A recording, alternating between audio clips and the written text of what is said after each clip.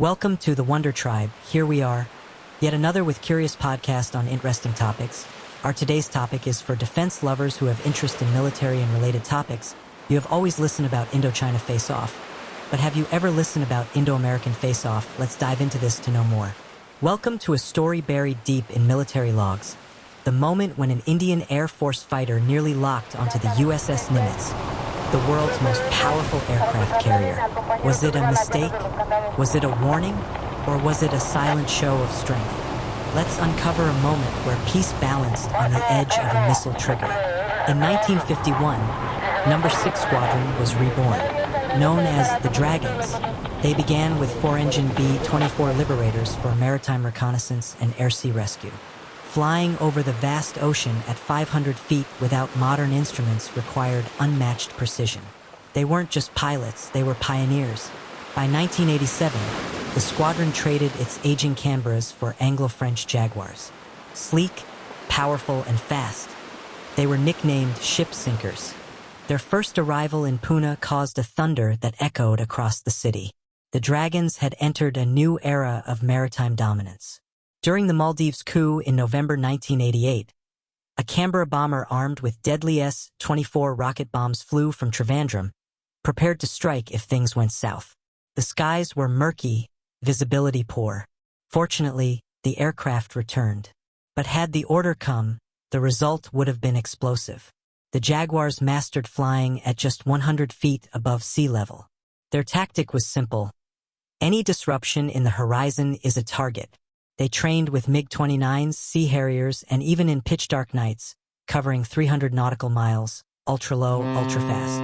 In 2007, a Jaguar from Jamnagar picked up a massive ship on radar during a maritime sortie. The pilot, flying sea-skimming, locked on. Just then, a comm radio message cut through. Fighter on course 250. This is USS Nimitz. Identify yourself. The Indian pilot didn't reply. Instead, he lit the afterburners and turned back. The ship had no idea how close it had come to being a real target. Just a month later, during Exercise Malabar, the same Jaguars flew joint missions with and against F-18 Hornets from USS Nimitz and Kitty Hawk. Operating from Car Nicobar, the Dragons were no longer the unknown. They were allies, warriors, and equals in the sky. While the world retired Jaguars, India upgraded them. Enter Osram, an advanced IR-guided missile system. Fire and forget. Helmet cued. Now, the Jaguar wasn't just a bomber. It was a hunter in the sky. Now joined by Sukhoi 30 MKI from Tanjavur, India's maritime net is cast wide. From the Andamans to the Malacca Strait, a region vital for Chinese oil shipments, the Indian Air Force watches. Silent, invisible, present. New pilots are learning from past incidents. Nimitz 2007 is now a case study. Today's cadets train not just to fly, but to think, to judge, and to carry the legacy forward. The motto of No. 6 Squadron echoes in every training hall: strength, skill, stealth. Young air warriors recite it before missions. This isn't just heritage. It's operational DNA passed down through generations. Veterans still recall that day when the Jaguar locked on the Nimitz. It's retold like folklore. It wasn't a mistake, one pilot says. It was precision, calculated silence. These stories don't just inspire, they warn. Strength needs restraint. India's power now reaches far beyond its shores.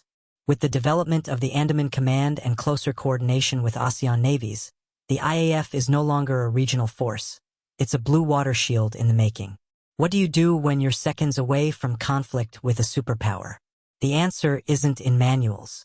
It lies in memory, experience, and judgment. The Dragons teach this not through books, but through lived experience. If you fly for the Dragons, you fly with history on your wings. These words now hang at the academy wall.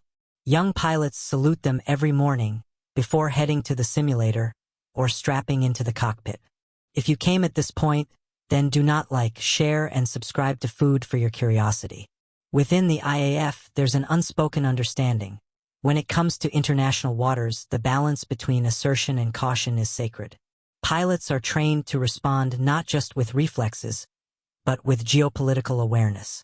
The 2007 encounter became a lesson in that very doctrine. For every radar blip that goes unnoticed to the public, there are dozens of tense moments behind closed doors. Internal debriefs from the Nimitz incident mention calm voices, firm decisions, and the rare quality of measured silence. A professional skill honed over years. Today, reconnaissance no longer depends solely on pilots. From satellites to UAVs, India's strategic surveillance has multiplied. Yet, the trust in a pilot's instinct, especially in sea-skimming situations, remains unmatched, honed by experience, not algorithms. Though the Nimitz incident was never officially broadcast, it lives on in squadron memories. It's told over mess hall dinners and tactical briefings, not as a boast, but as a blueprint for every moment where restraint outweighs reaction. Flying low, flying fast, flying unnoticed, the IAF Jaguars carved their own brand of stealth through skill. The concept of visible invisibility was born from such operations, making India's presence felt without a single announcement.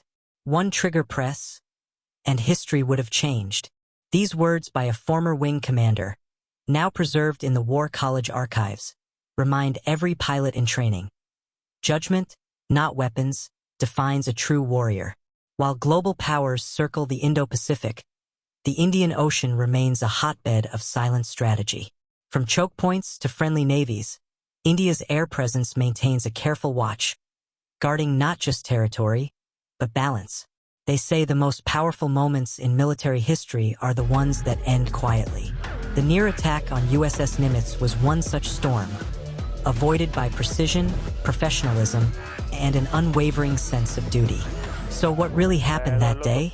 One radar lock, one warning, one decision not to respond.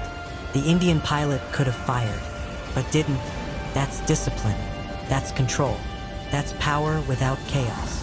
The Dragons remain at the tip of India's maritime spear, and that single silent flyby spoke louder than any missile ever could. Thanks, and God bless you.